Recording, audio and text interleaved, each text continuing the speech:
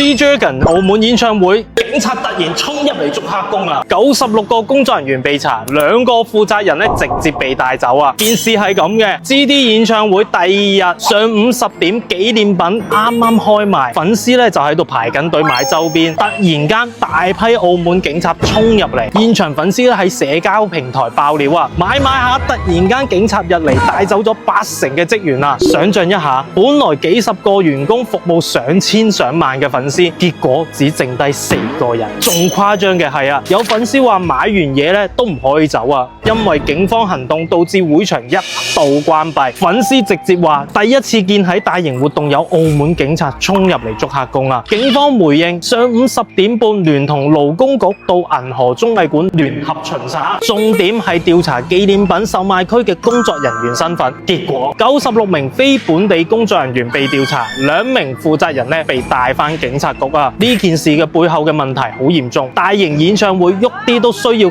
幾百個工作人員，如果真係大量使用黑工，唔單止係違法啊，仲可能影響活動安全同埋服務質量。澳門作為國際旅遊城市，對勞工嘅問題管控越嚟越嚴格。呢次喺國際巨星演唱會現場執法，明顯係要殺雞儆猴，係咪咁樣講啊？